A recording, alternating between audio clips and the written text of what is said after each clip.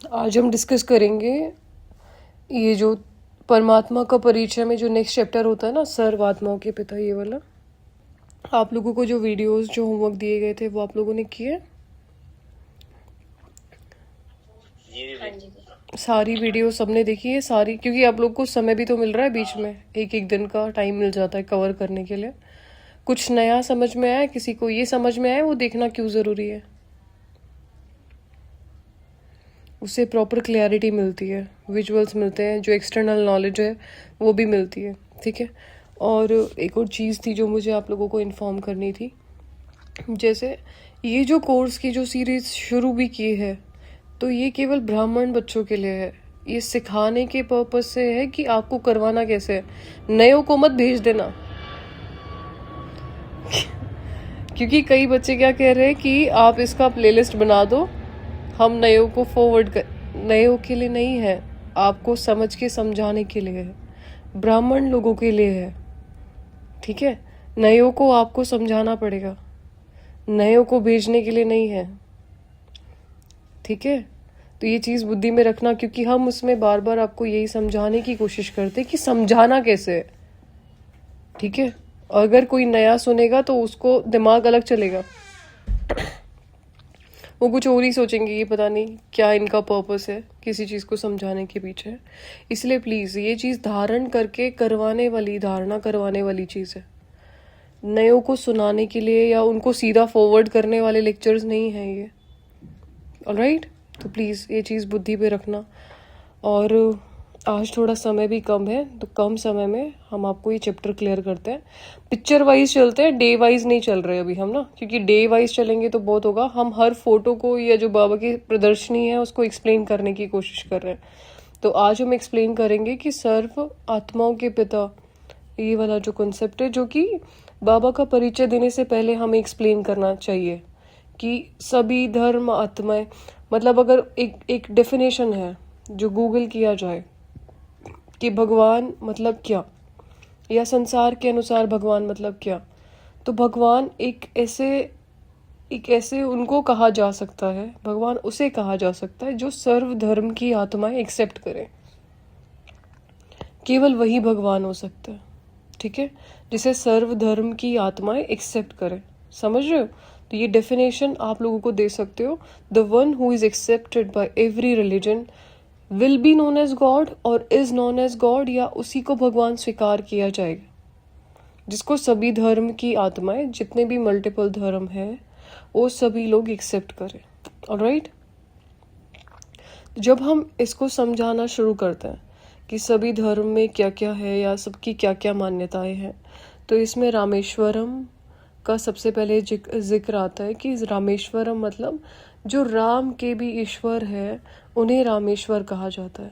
मतलब हम अपने खुद के देवताओं से शुरुआत करते हैं कि हमारे देवताओं में भी सबसे श्रेष्ठ शिव को ही माना जाता है। देवताएं भी शिव की पूजन करते हैं। तो जो जिसकी पूजा करेगा, ऑफ कोर्स जिसकी पूजा हो रही है वो ज़्यादा श्रेष्ठ है।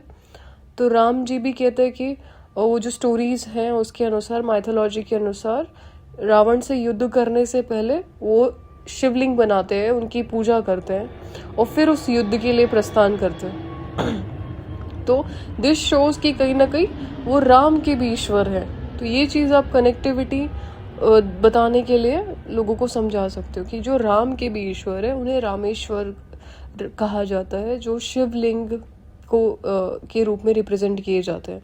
मतलब भगवान शिव को ही राम भी पूजते हैं। और जीसस के लिए, जीसस के उसमें दिखाया जाता है कि वो हमेशा ऊपर फिंगर करते हुए कहते हैं कि he is a point of light, God is a point of light. Jesus Christ never said that I am God, he always said that I am a child of God and he is a point of light. तो लेकिन क्योंकि वो point of light दिखते नहीं हैं, जिसका कोई चित्र नहीं होता ना, तो उसको जो चित्र वाले शरीर वाले लोग हैं वो एक ऐसे रूप में पूज नहीं पाते, तो उसको एक फेस देते हैं। जब हम उनको फेस देते हैं तो कहीं ना कहीं शिवलिंग का देते हैं। और अगर वो शिवलिंग से भी हम कनेक्ट नहीं कर पाते तो हम किसी फिजिकल आइडेंटिटी को, फिजिकल एंटिटी को पूजना शुरू कर देते हैं। क्राइस्ट ने नॉलेज दिया तो हमने क्राइस्ट को ही पूजना शुरू कर दिया कि he is talking about one God, he is the messenger. ठीक है, जिसकी वजह से एक नया सेटअप, एक नया धर्म सेटअप हो गया। अगर ये धर्म टर्म को एक्सप्लेन किया जाए कि धर्म मतलब क्या, धर्म जो बाबा मुरली में एक्सप्लेन करते हैं वो धर्म इज इक्वल टू धारणा बताते हैं।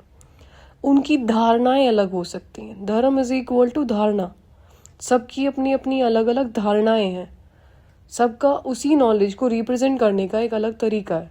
धर्म इज इक्वल टू धारणा, समझ आया? तो सभी धर्म में जो जिनकी अलग अलग स्पेसिफिक धारणाएं हैं वो है तो मनुष्य ही, बस उनकी धारणाएं अलग अलग हैं।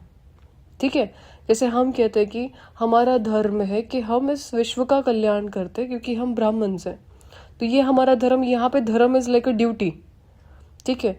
लेकिन धर्म के बहुत सारे टाइप होते हैं, लेकिन बाबा धर्म को जब एक्सप्लेन करते हैं तो ही ऑलवेज सेज धर्म इज इक्वल टू धारणा, कि सबकी अपनी अलग एक पर्टिकुलर धारणा है। जैसे मुस्लिम बच्चे अगर होते हैं तो उनका भगवान को याद करने का तरीका अलग है, उनकी अपनी धारणाएं अलग हैं बस, ठीक है।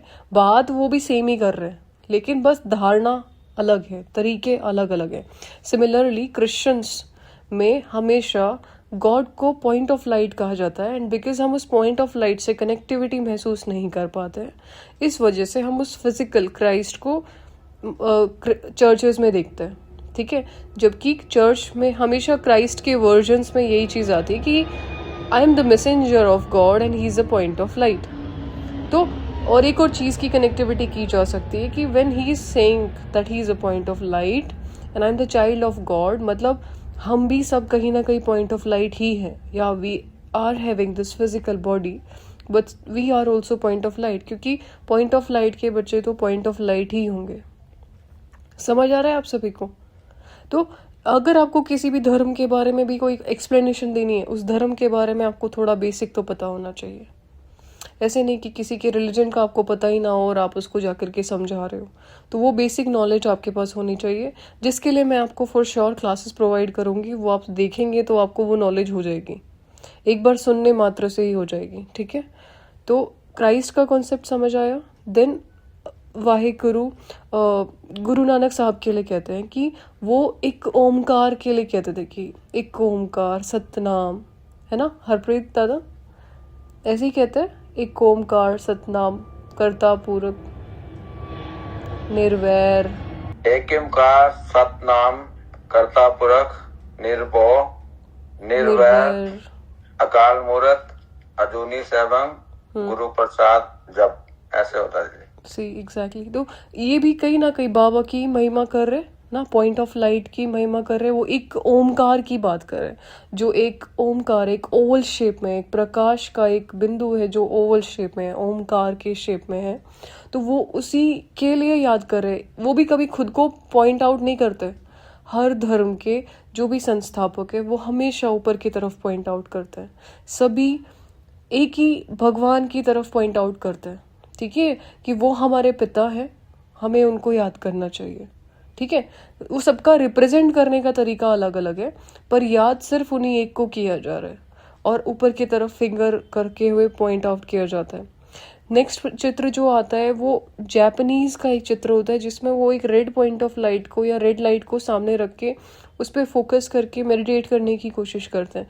तो ये एक जापानीज टेक्निक ऑफ मेडिटेशन है, जिसमें वो योग ऐसे ही करते हैं या मेडिटेशन करते हैं या भगवान से कनेक्ट करने की कोशिश करते हैं।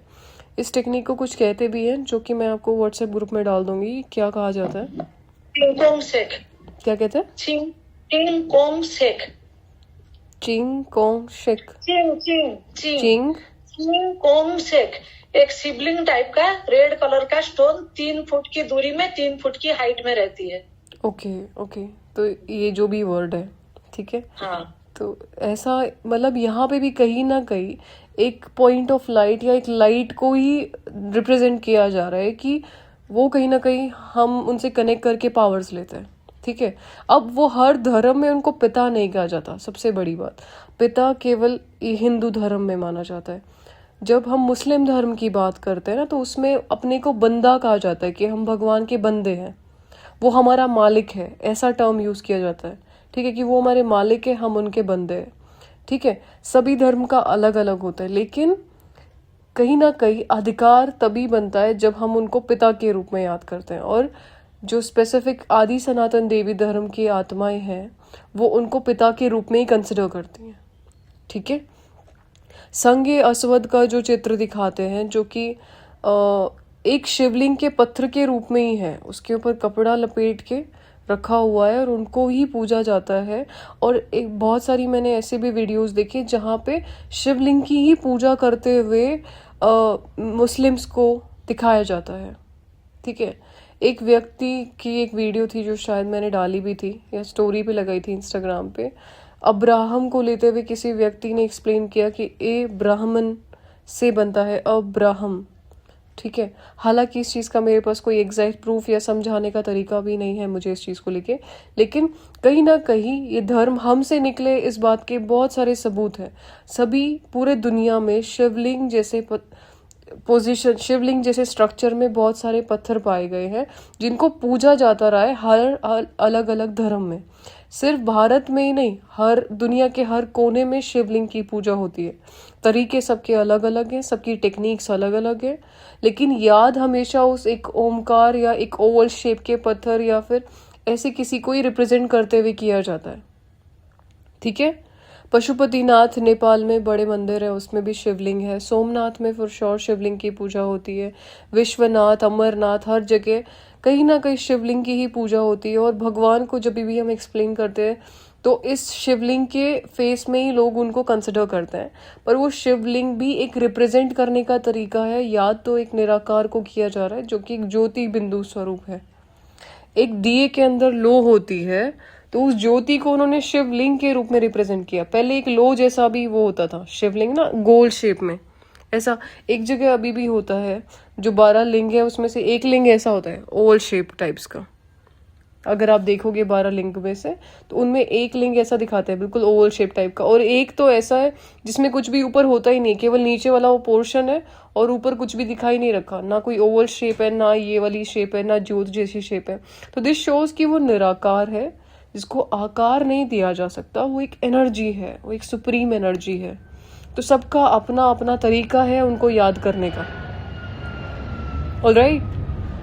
सभी धर्मों में कहीं ना कहीं परमात्मा शिव की ही पूजा होती है, नाम उनके अलग है। कोई उन्हीं परमात्मा शिव को अल्लाह के रूप में याद करते हैं, कोई ओमकार के रूप में याद करते हैं, कोई उनको सोमनाथ कहते हैं, ऑफ कोर्स कोई पशुपतिनाथ कहते हैं। ठीक है।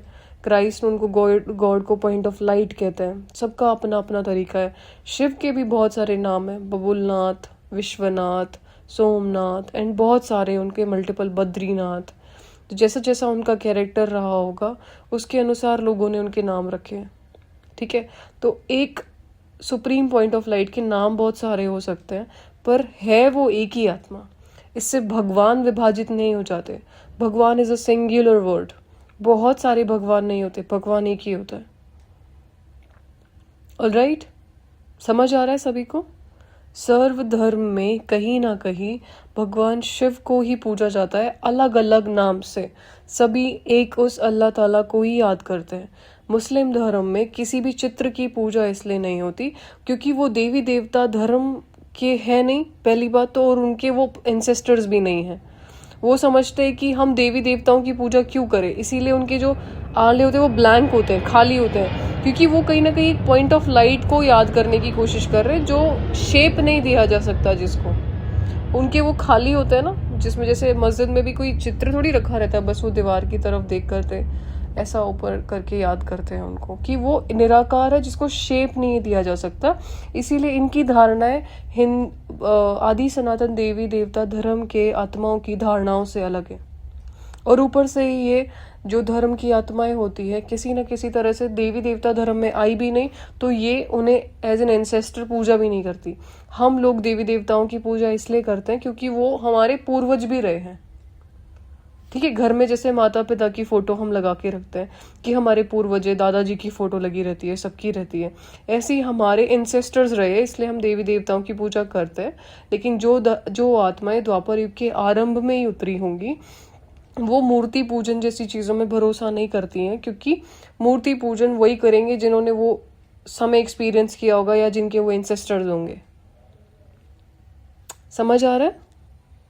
तो ये चीज़ क्लियर हुई सभी धर्म के। और इस जो भी धर्म से रिलेटेड बहुत सारे एक क्लास है जो जगदीश भाई की क्लास है, जो हमने पहले भी ग्रुप में डाली थी, पर हम आपको दोबारा डाल देंगे ताकि आप लोग उसको देख लो, सुन लेना अच्छे से ऑडियो लगा करके, ताकि आपको इन धर्मों से रिलेटेड एक बेसिक नॉलेज हो जाएगी। और सभी धर्मों का ना नॉलेज होना बहुत ज़रूरी है, क्योंकि आपकी फिर एक आधार बनता है, एक स्ट्रॉन्ग बेस बनता है, और उसी आधार के ऊपर आप लोग काम कर पाते हो। मतलब निश्चय बुद्धि कैसे बनोगे? निश्चय बुद्धि बनने के लिए आपके लॉजिकल माइंड के पास लॉजिक होने चाहिए कि सभी धर्म में किसी न किसी तरह से बाबा को ही याद किया जा रहा है। सबका अपना याद करने का तरीका अलग है, ठीक है? तब ये एक स्ट्रॉन्ग बेस बनाता है कि no, I am on a right track और मुझे एक काम करना है, सही से अच्छे से करना है। और वही बच्चे निश्चय बुद्धि होते हैं। और निश्चय बुद्धि होने के लिए तुम्हारे पास नॉलेज होनी ज़रूरी है ना। कोई ऐसा कह देगा कि मेरे पास लिमिटेड नॉलेज है, मेरे पास केवल अपने धर्म के बारे में ज्ञान है, क्या पता दूसरे में अच्छा हो, उसमें अच्छा हो, उसमें अच्छा हो, क्या पता वहाँ के लोगों की आइडियोलॉजी अच्छी हो, क्या पता उस संस्था में अच्छा ज्ञान हो। आपके पास ज्ञान होना सब चीज़ों का ज़रूरी है। जब तक चारों तरफ की दुनिया आपने एक्सपीरियंस नहीं करी हुई है, आपके पास आप बिल्कुल एक्सपीरियंस या कॉन्फिडेंट होके नहीं कह सकते कि नहीं मैं सही हूँ। पॉइंट आपको समझ आ रहा है कि हम क्या कह रहे हैं? आपको एक्सपीरियंस्ड होना बहुत ज़रूरी है। सभी धर्म के आत्माओं का नॉलेज लेना भी बहुत ज़रूरी है। एंड कहीं ना कहीं बाबा के घर में ऐसी बुक्स अवेलेबल हैं जिसमें से आप ले सकते हो वो नॉलेज। ज़रूरी नहीं है कि वो बुक्स ही हमने पढ़नी पड़े, है ना। बहुत सारी ऐसी बुक है जिसमें धर्मों का ज्ञान है। जगदीश भाई की ऐसे बुक्स हैं जिनमें सभी धर्मों के बारे में उन्होंने अपना पॉइंट ऑफ व्यू रखा हुआ है, ठीक है भाई। जितना भी यज्ञ का इतिहास है पहले उसको पढ़ना शुरू करो, उसकी वजह से ही नॉलेज आएगी। हमने कभी कोई बाहर के बुक्स नहीं पढ़े हैं, ठीक है। बस हम लोगों से मिले बहुत ज़्यादा हैं, घूमे हैं, फिरे हैं, ट्रैवलिंग थोड़ी ज़्यादा रहती है, उसके चलते एक्सपीरियंस्ड बने हैं। लेकिन बुक्स तो बाबा के घर की ही पढ़ी है, संसारिक बुक्स नहीं पढ़ी कभी। उसी की वजह से नॉलेज अटेन हुई है। आप लोग भी बुक्स कवर करो, या इसको कह सकते हैं सिलेबस तो कवर करो। अपने घर में जितनी बुक्स हैं वो तो पढ़ लो, ओके। कल को अगर दुनिया परिवर्तन होने लग जाए तो आपको समय थोड़ी रहेगा, फिर बुक्स रह ही जानी है कि ये वाली नहीं पढ़ी, वो वाली नहीं पढ़ी, क्या पता उसमें क्या था, उसमें क्या था। इसीलिए ये एक कॉन्सेप्ट है। और अलग अलग सिर्फ यही स्पेसिफिक धर्म नहीं है, बहुत सारे धर्म है जिसमें सबकी मान्यताएं अलग अलग है, पर याद वो शिव बाबा को ही कर रहे हैं। तो ये आपको रिसर्च करने की ज़रूरत है। धर्म कितने हैं, लिस्ट बनाओ। जितने मोटे मोटे रिलीजन्स हैं मैक्सिमम कितने हो सकते हैं, किस किस तरह से कहाँ कहाँ किसको याद किया जा रखा है। गूगल है, चैट जीपीटी है, जेमिनाई है।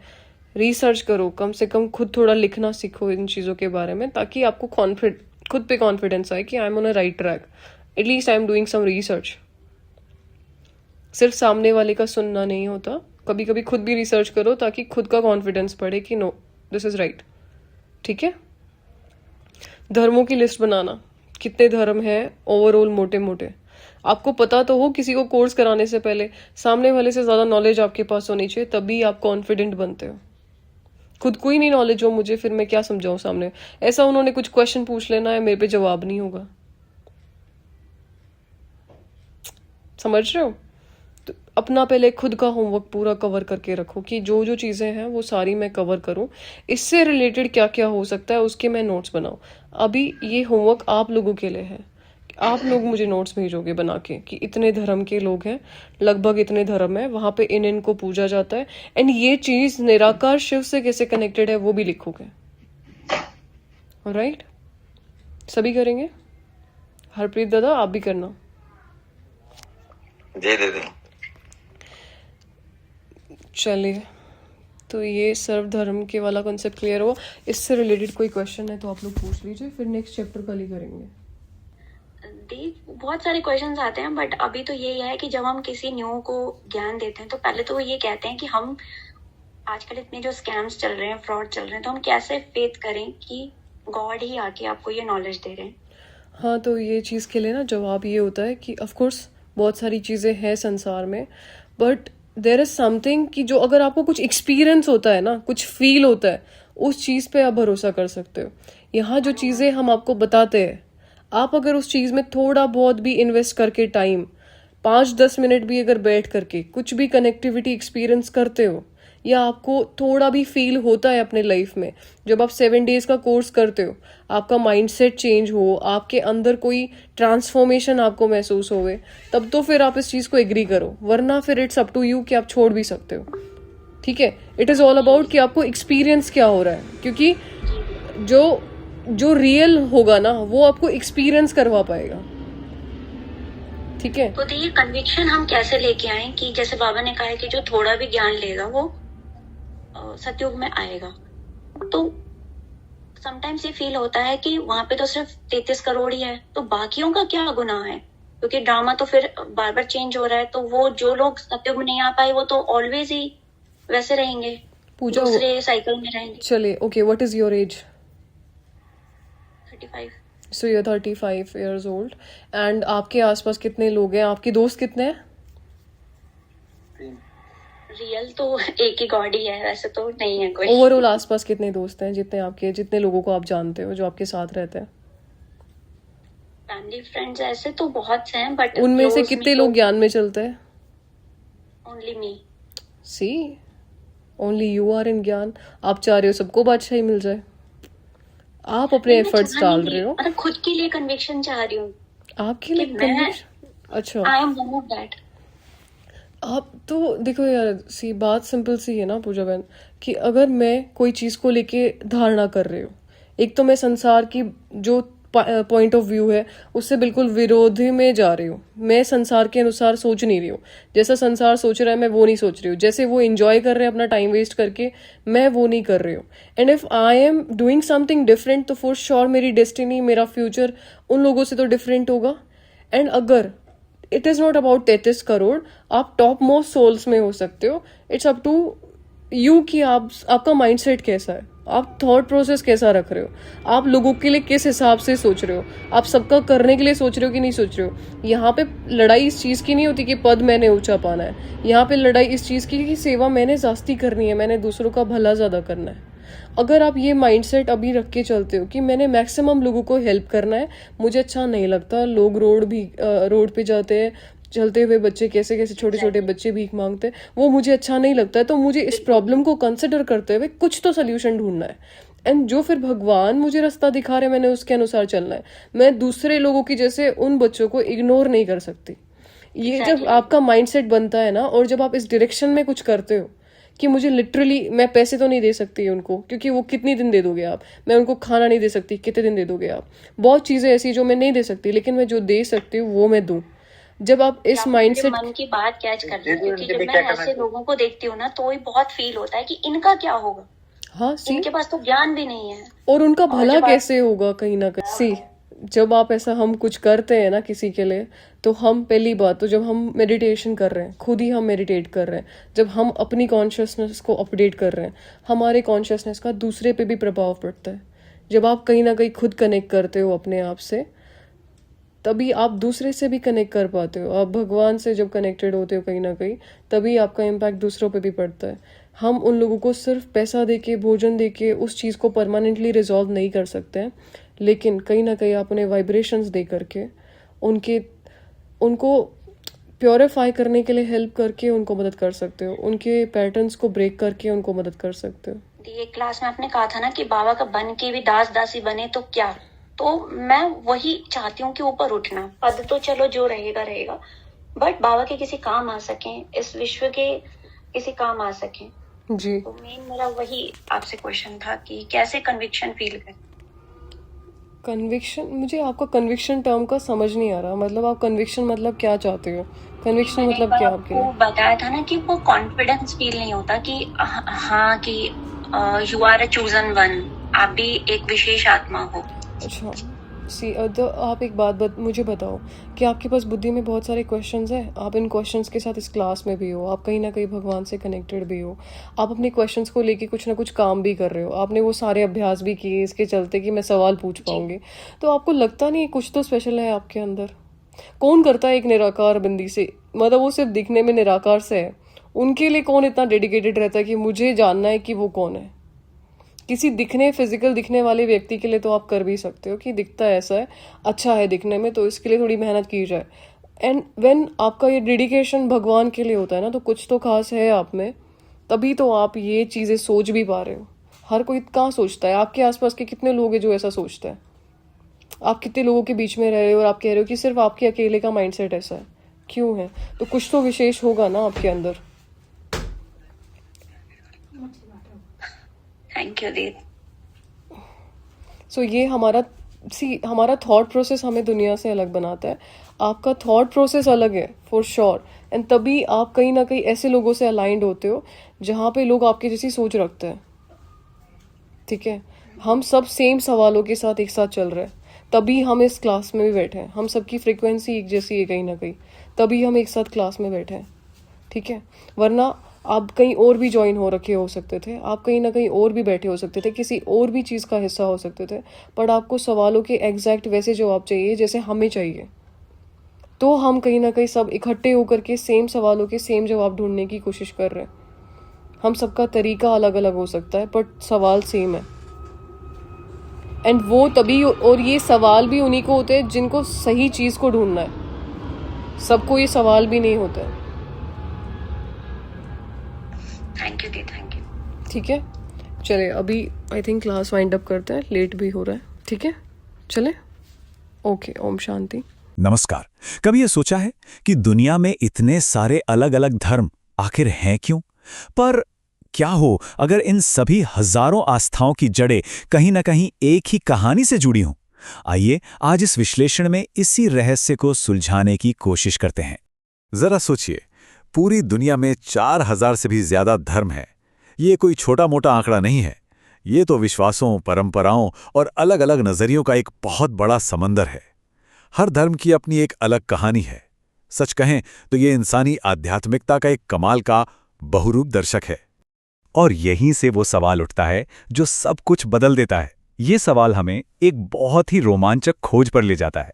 सवाल ये है कि क्या इन सब अलग अलग दिखने वाली शाखाओं के नीचे कोई एक ही जड़ छिपी हुई है? चलिए इस प्राचीन पहेली को सुलझाने के लिए जरा समय में पीछे चलते हैं।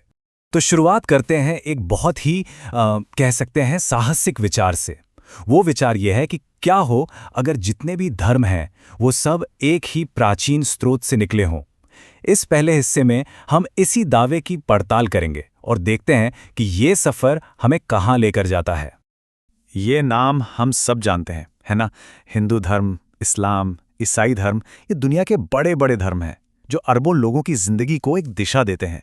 पर क्या हो अगर ये जो हम देख रहे हैं ये पूरी तस्वीर का बस एक छोटा सा हिस्सा हो? चलिए जरा पर्दे के पीछे झांक कर देखते हैं।